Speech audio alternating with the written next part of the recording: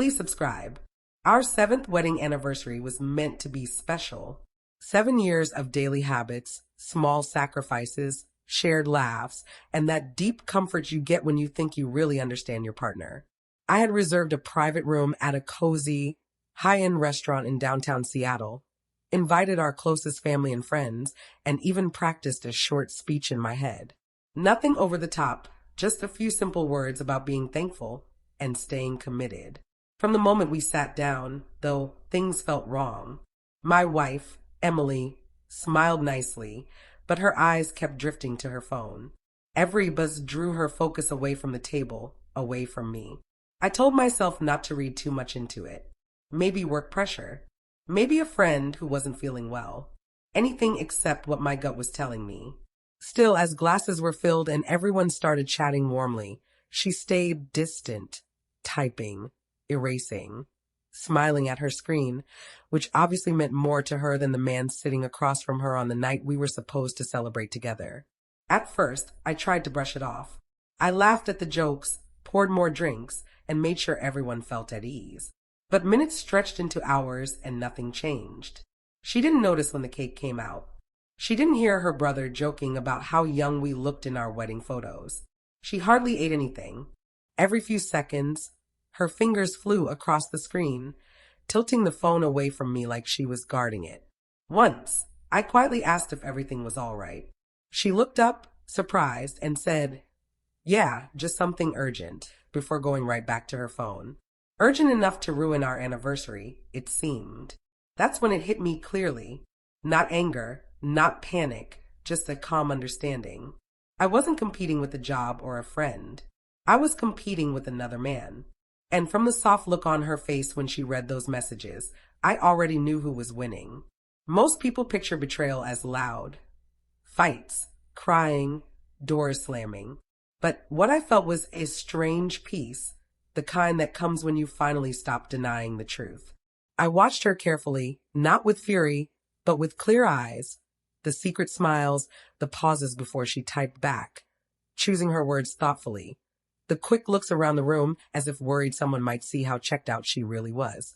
I didn't grab her phone. I didn't demand explanations. I didn't ruin the evening for everyone else. Instead, I made a choice that even surprised me. If this marriage was over, it wouldn't end in mess and yelling.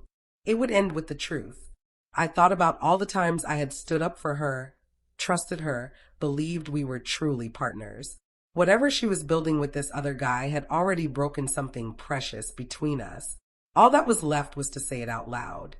When dessert was finished and the room got quieter, someone suggested a toast. That was my chance.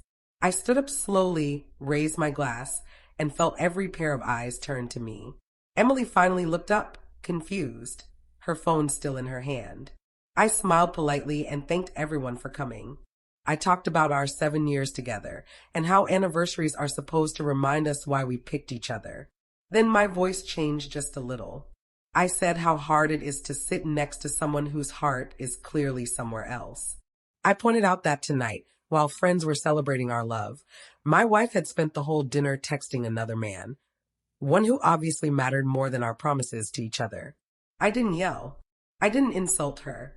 I just said the facts calmly, clearly, and with respect. The room went completely still.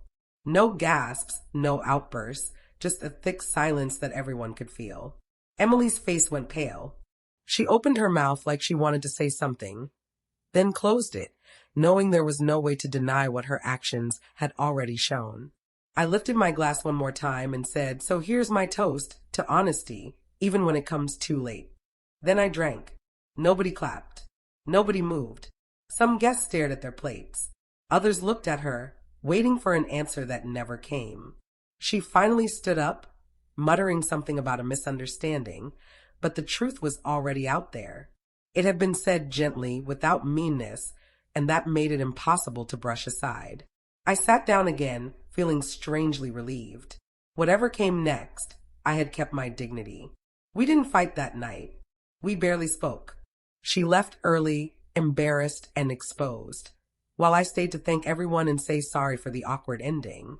Several people quietly told me I had handled it with class. I didn't feel heroic. I just felt finished.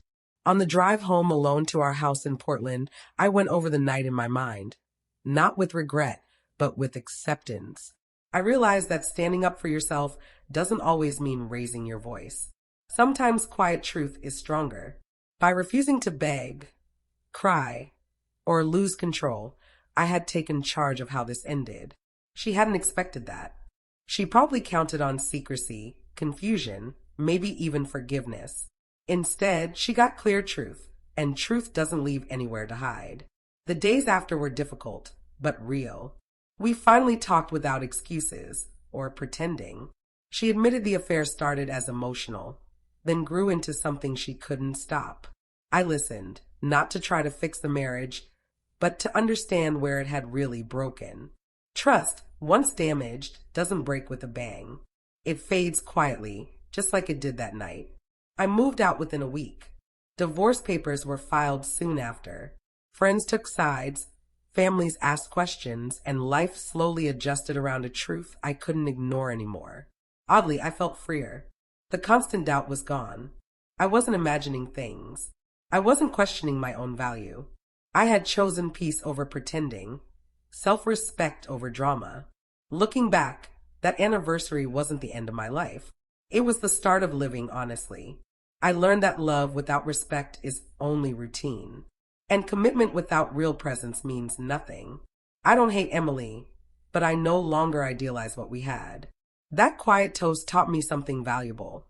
You don't have to tear someone down to protect yourself. You just have to stop acting like everything is fine. Ending our marriage without a big scene wasn't weakness. It was strength. Because sometimes the strongest thing you can say is nothing at all. Just walk away with your head high, leaving the truth behind like an echo that lingers.